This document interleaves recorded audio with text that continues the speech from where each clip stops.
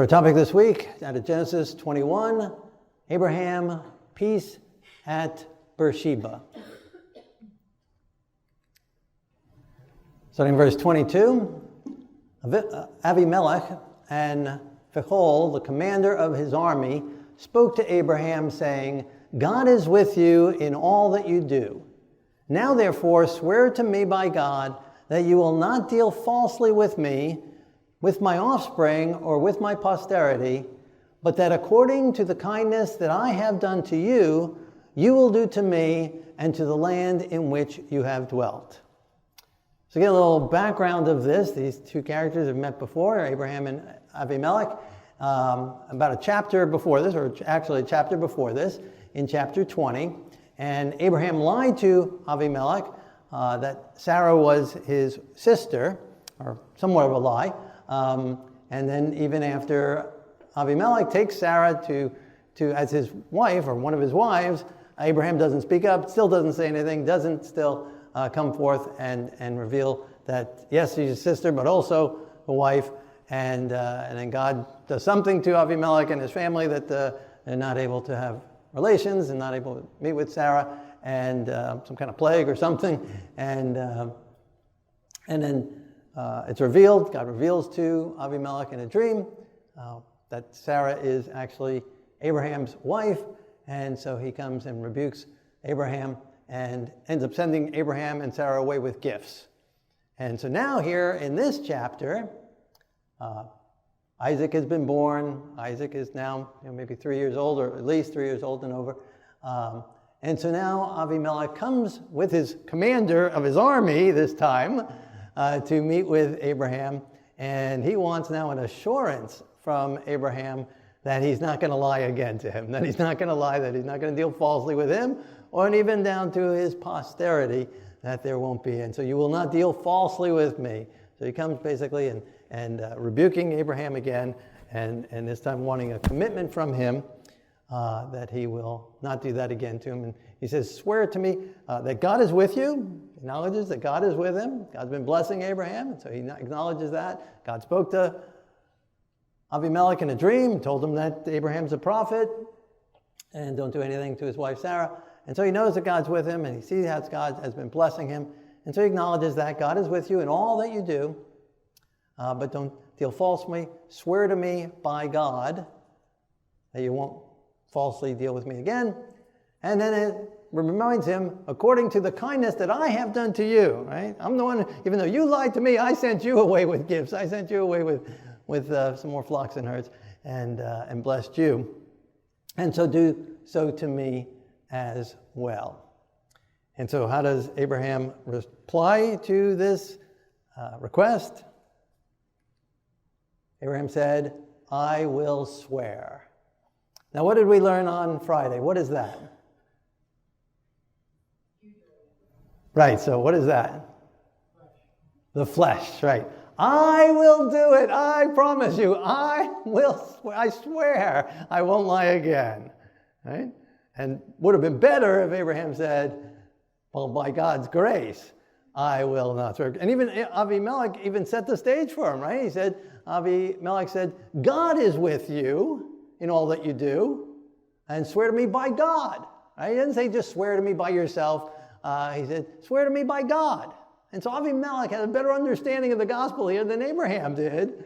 And instead of Abraham saying, well, in my own flesh I can do nothing, like Daniel said before Nebuchadnezzar, I can't interpret the dream, but God in heaven, he's the one who gives interpretation of dreams. Instead of Abraham saying something like that, he says, oh yeah, no, I swear, I promise. Right? So we have Peter there again. I will not deny you, even if everyone else denies you. And the Israelites at the base of Mount Sinai, making the old covenant, the old promise. Whatever you say, we will do it. I swear, we swear. And so he's doing the same thing here. I swear, without even bringing God into it. Even acknowledging that it is God who gives him the ability, that God would give him the ability to not break his commandments, that God would give him the ability to not deal falsely with him, but to love his neighbor as himself. And where again, he could have done, as Avimelech set him up for, that God will give me the ability. By God's grace, I swear by God that he will hold me fast and he will give me the ability to do it.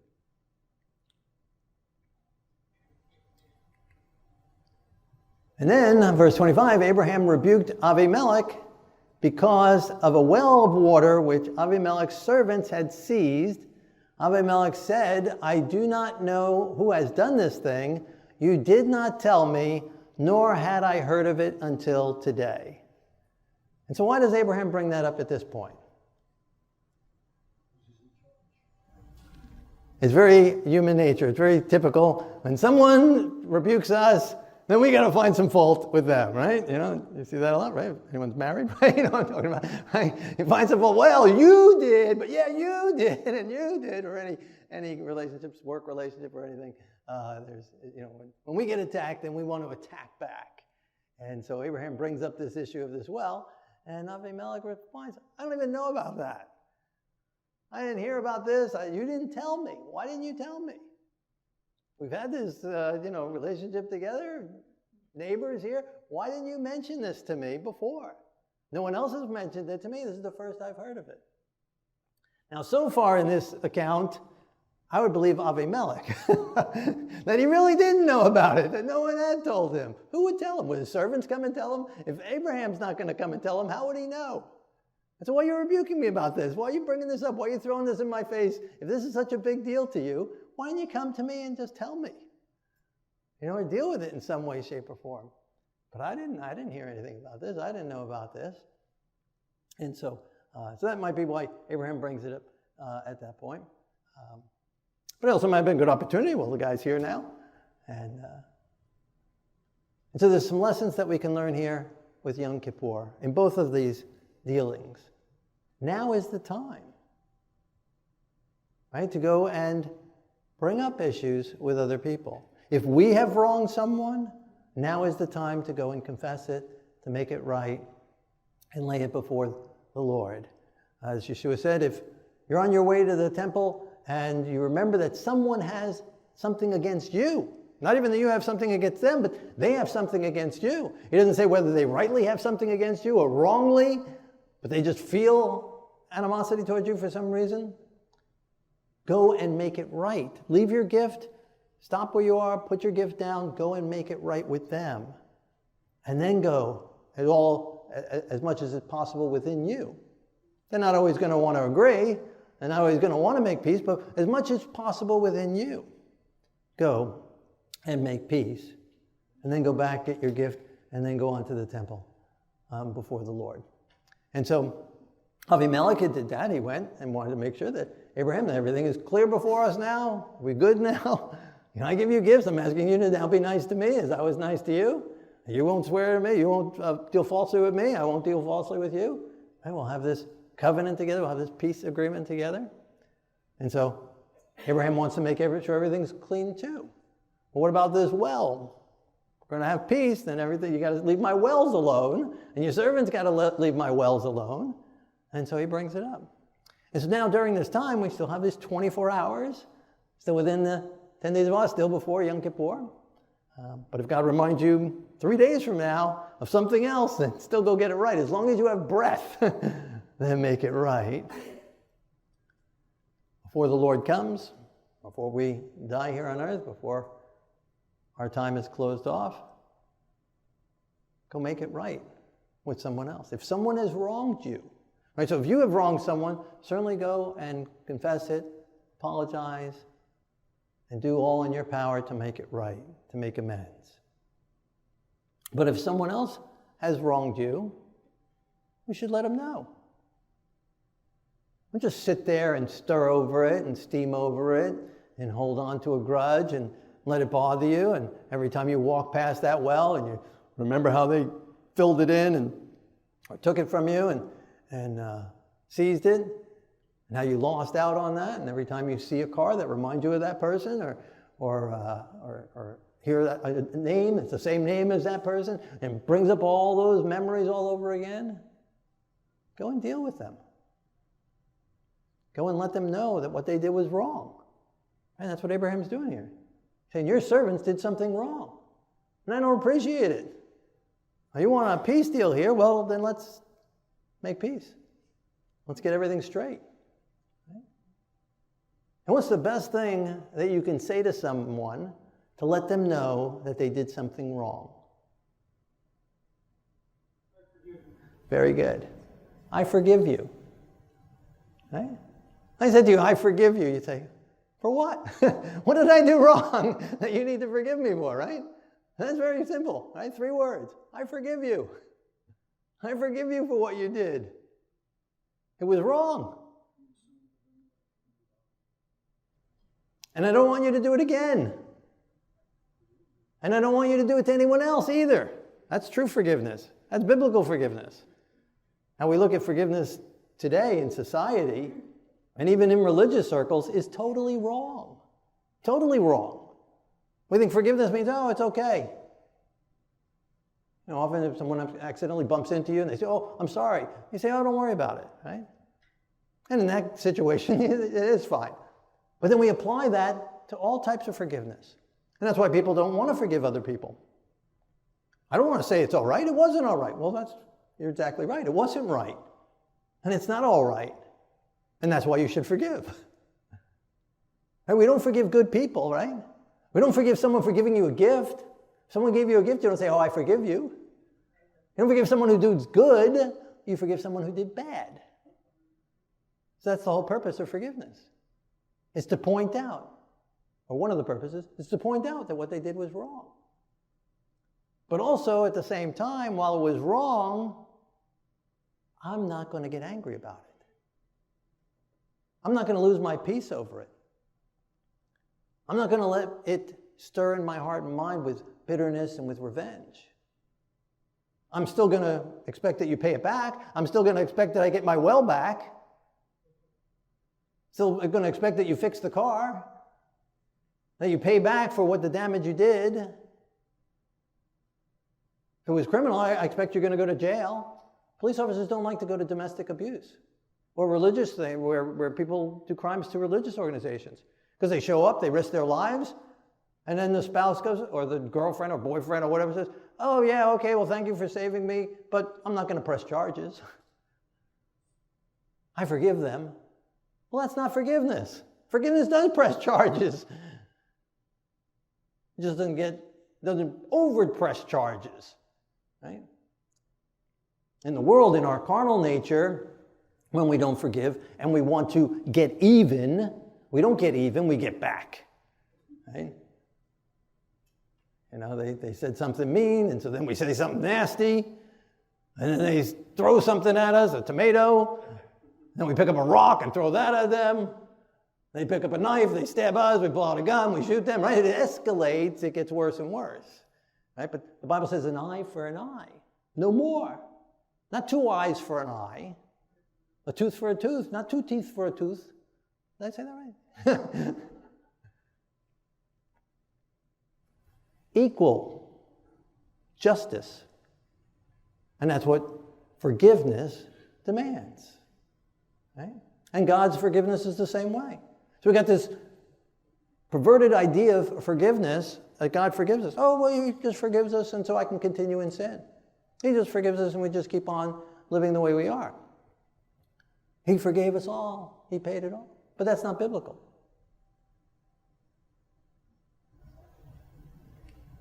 We pay a price as well. He demands the ultimate price of us, that we die in him, that we accept our death in him as well, that we are buried with him and receive newness of life. And so as he forgives us, he cleanses us and changes us and transforms us. And that's biblical forgiveness. He doesn't just wave it off. He doesn't just throw away the law. He upholds the law. And there's a price that we pay as well in him. And then by his grace, by his power, we don't continue in it. And so thus he forgives us, and he gives us the power to not continue in it. And so as we forgive others, we need to hold them accountable and not hold a grudge, not retaliate, but still demand justice and righteousness.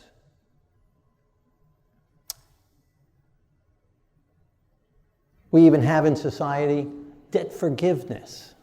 Crazy thing, right? Absolute crazy thing. The bank forgave my debt. Right? In that setting, it means you don't have to pay it back. Right? We even have, amazingly, government officials who want to just forgive everybody's debt. Not everybody's, but certain people's debts. They don't have to pay it back. Well, somebody's going to pay for it. The college institution's got to pay for it. Or taxpayers got to pay for it. Somebody's going to pay for it. Nothing's free. And even with the Lord, our salvation is not free. Yeshua died for our salvation. It's not free. He paid. And again, we pay. Got to give over the sins. Can't hold on to the sins. Can't keep the sins. Got to let go. Got to give them over to Him. And so this crazy concept of forgiveness, of debt forgiveness, and the world probably gets it from religious people teaching that for way too long. And that's not biblical. And that's why people don't want to forgive other people. Because they don't want to say, oh, it's okay. They don't want to say, oh, go ahead, do it to me again. They don't want to say, oh, you don't have to pay it back. Now, but true forgiveness means it's wrong, and I want my well back. But I'm not going to get angry. I'm not going to bring an army against you. I'm not going to cause a war over this. I'm just going to demand justice. And that's what Abraham's doing here. And it's what he should have done before now, before Avimelech came to him. He should have gone and sought him out as soon as the well got taken, seized. He should have gone to Avimelech and said, hey, what's going on here? That's not right. Tell him to give it back.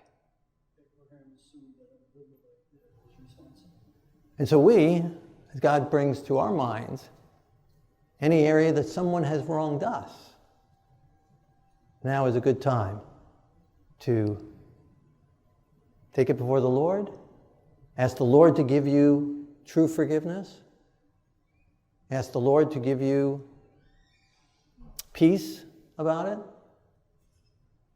that He removes all self involved in it, all desire to retaliate, all desire to hurt the other person, all desire to do it out of malice back to Him, out of anger back, but to give you love for that person. A true love for that person that's willing to correct that person so that they can receive repentance, that they can receive forgiveness, so that they can be cleansed of the guilt on their record, and to keep them from hurting others. True love does that. Why don't we more often go and tell people that we forgive them and correct them when they wronged us? Because of fear. Fear they'll reject it, fear they'll say no, fear they'll hurt us again. All self. It's all still self. But when we're in God and trusting in God, God can raise us up and we can then let them know that we have forgiven them. And another reason maybe because we haven't allowed God to give us true forgiveness towards them. And that's a miracle that comes from God. You cannot manifest that yourself, but God can give us the ability to forgive others. And then we can go to them and let them know we forgive them. What they did was wrong, and we don't want them to do it again. And we're going to do all in our power by God's grace to keep them from doing it again to us or to others if necessary. That's biblical forgiveness.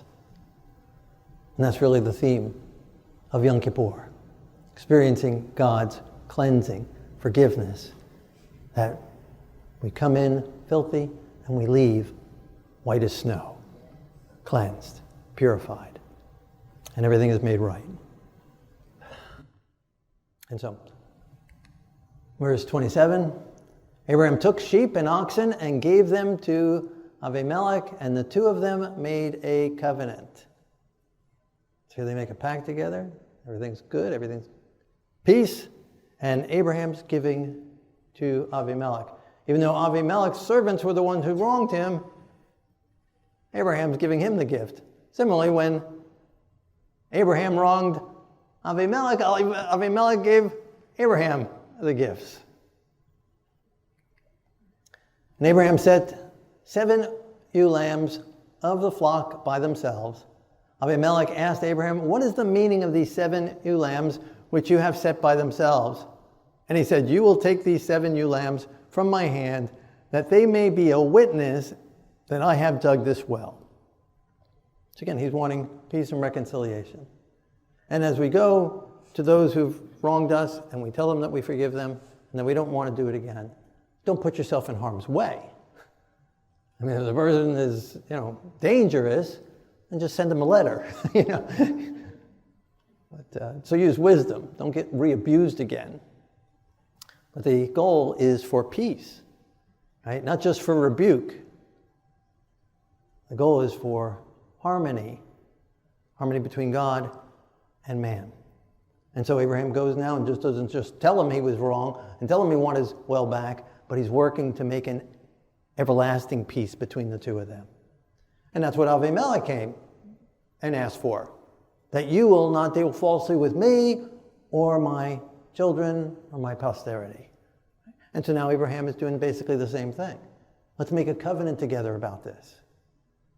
And exchanging the animals, or giving of the animals, 7 ewe lambs. Therefore he called that place Beersheba, because the 2 of them swore an oath there, and they made a covenant at Beersheba. Now the word Beersheba means well of an oath, but interestingly enough, also the word Shiva is the same word for 7. It's used either way. And so it could be a well of 7. He gave him 7 lambs. And so that 7 perfection type of a symbolism, but also the well of the oath. And this is a well in Beersheba. Those walls right behind me there are the walls of Beersheba. We're going to go there on our trip next spring. So I've already been there, stood there, looked down that well. There's water down at that well. And that is, and it dates back, it could very well be from Abraham's day. And again, this is right at the entrance to Beersheba. You can see the entrance there on the right of the picture as you enter into the gates into Beersheba. And so the well right outside the gate. And there's still water in the bottom of that well. It's been there, continuing to give water for, again, thousands of years. Avimelech rose with Phicol, the commander of his army, and they returned to the land of the Philistines. And so I guess another point is, again, if you need to go and tell someone you forgive them and rebuke them for the wrong, you might need to take someone with you. And not necessarily a bad idea. And if it needs to be the commander of an army, then so be it. Or a police officer, or whatever it needs to be. Or it could be some kind of mediator. It could be a minister, or a friend that knows you both, or someone who'd be willing to be there and mediate the peace agreement if necessary. But it's okay to go in strength as you forgive. Again, you don't come as a doormat. "I forgive you, go ahead, walk all over me again." No, you come in strength. "I forgive you." You are the one who wronged me, and I am rising above the situation, and I choose to forgive you, and I want to lift you up from that position as we can make peace on equal ground. And so come in strength. And if you need to bring someone, it's a good idea to do so. And Yeshua said that, right? Go first once time with him, and if it doesn't receive, then you go a second time with someone else, and then even then, take the whole congregation if necessary. But if it's an abuser situation, take someone, a third party with you. Sometimes just having a listening ear keeps everything calm and peaceful. No one raises their voices that way. No one gets off topic and accuses each other, brings up other topics that aren't the issue at hand, and keeps to the subject. So having a third party there is very helpful. And then verse 33, Abraham planted a tamarisk tree in Beersheba, and there called on the name of the Lord, the everlasting God. And Abraham stayed in the land of the Philistines many days. And so there, Abraham called on the name of the Lord, praying to the God of heaven. Made peace with Avimelech, and then was able to stay in the land, and there was peace between the two of them. Now that it says that he planted a tamarisk tree there, and over on the left-hand side of the picture, that is a tamarisk tree. Yeah. And they've checked the rings of that tree. that tree is 3,500 years old. That tree could be the one that Abraham planted. And if you believe that, I have some land for sale about 30 miles west of here. I'll sell you. But anyway, it is a tamarack tree that someone planted and put it outside the city of Beersheba. And so it's a nice archaeological site or a national park. And so they planted a tamarack tree there. But it is a tamarack tree, and Abraham did plant a tamarack tree at Beersheba.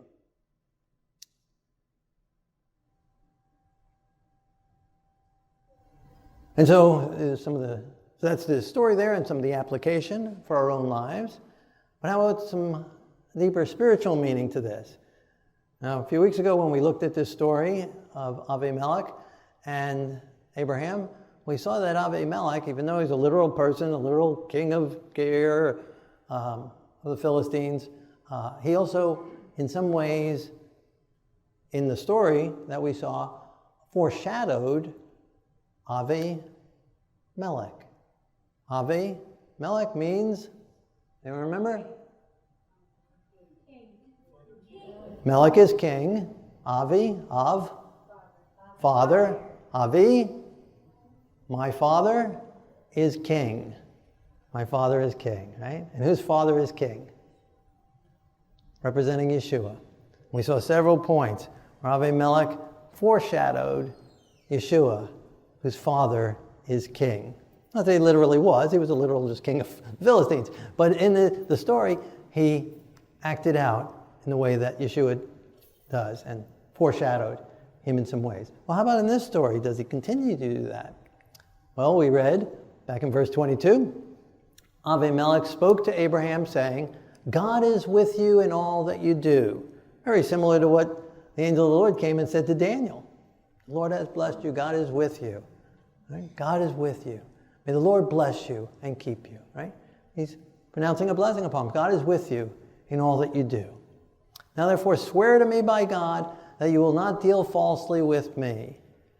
Right? And so he's calling out Abraham, asking for a commitment from Abraham that he's going to live right.